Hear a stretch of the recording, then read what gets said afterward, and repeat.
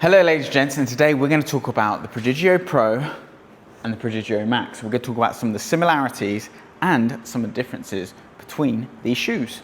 So let's talk about these two shoes. Now this is one of my favourite shoes, but it does still have some drawbacks.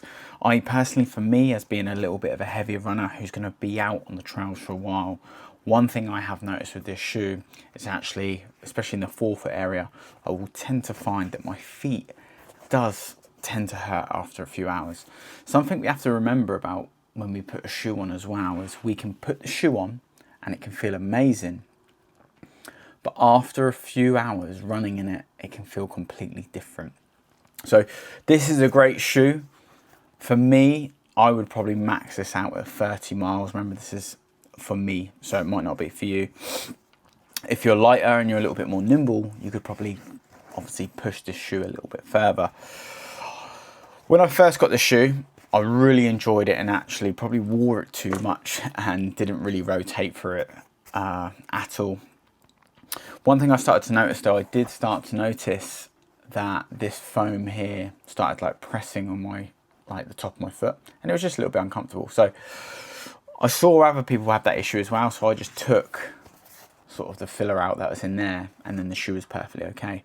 Another issue I had with this shoe, I did feel the Achilles rub a little bit. Now there's a few shoes that I've noticed that do this, and it tends to be sort of the more carbon trail shoe that I noticed that this is an issue. Say something like a Tecton X3, I had a similar issue.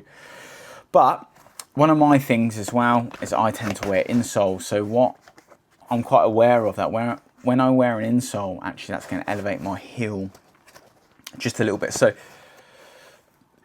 if you're not someone that wears insoles, then it might not be an issue for you. But I've started wearing this again.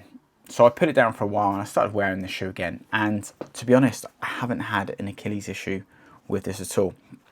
One of the key things for this shoe with me is it's a very, very fun shoe to run in. I tend to do this for like my faster sessions. It feels very springy. It's the sort of shoe that actually, it just feels like it makes you run better. And I know a lot of people in the market will say this is like a super shoe without a carbon plate, and I personally agree. This does feel like a super shoe. The foam's always very energetic and springy. So how does this shoe compare to this? So this shoe here, obviously a bit more clumpy. And even though I was hoping that this would be like max cushion, I can't help but feel it's not. It's actually probably max durability. For me, this goes back to what La Sportiva are known for, which I love about them. But what they have changed for me is the width of the shoe. I would still say the Proigio Pro is better from a width and sort of foot volume. So obviously thinking about the height that you get as well, like the toe space. But I think that's because as well, it's like a softer mesh. Whereas this is a little bit tighter, but it's just a much more durable upper. So this is the sort of shoe that I think, you know, you're just going to be able to pump out a lot more miles in. So I've absolutely hammered this. And I'm still working through these. And I still do like this shoe.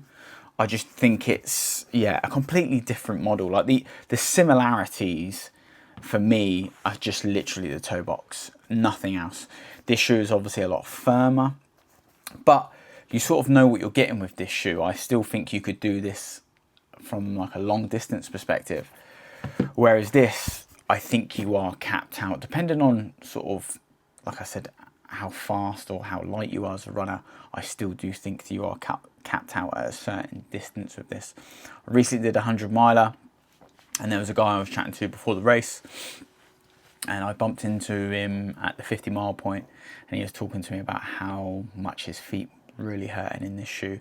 And it didn't surprise me, because I just thought, I've done a 30 miler in this shoe, and I know that this shoe, you know, will lose that sort of like density.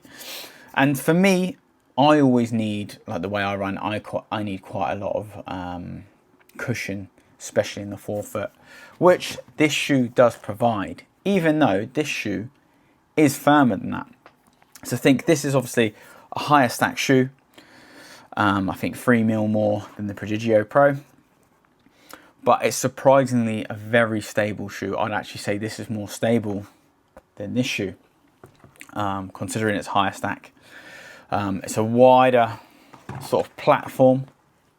It's got like a better sort of lug durability as well, which is really key. And La Sportiva are really known for that. For me, I'm so glad that they sort of brought these shoes out, because I have quite wide feet, so I could never really get on with their shoes, and their shoes were just really firm. I've always felt that they were really firm and quite narrow, whereas they brought these models out and they're fantastic for people like me who love the brand. I have hiking boots at La Sportiva. I absolutely love the brand, but I always found that they're a little bit narrow and a little bit firm. But with these models here, very happy, especially this shoe. It's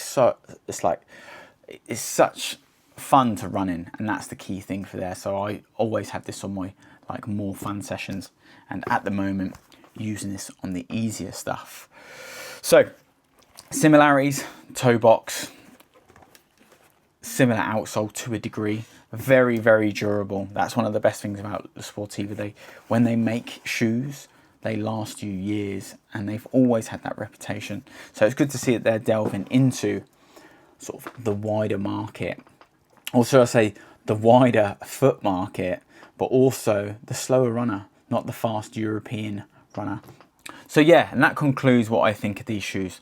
Firmer ride, more durable, still nice and wide, better outsole to a degree, softer, responsive, more fun to running, more comfortable. Could be your long distance shoe, it won't be mine. So I'm still going to put some miles on this, still push this, because I still think there's a lot more out of this shoe. I'll do separate videos on both of these shoes as well, because they definitely do deserve them. I'll do one on this shoe because I feel like I've earned the right to do a video on this shoe just because of the mileage I've put into it, whereas I'm still not quite there with this shoe. And if you like that video, please like, share and subscribe.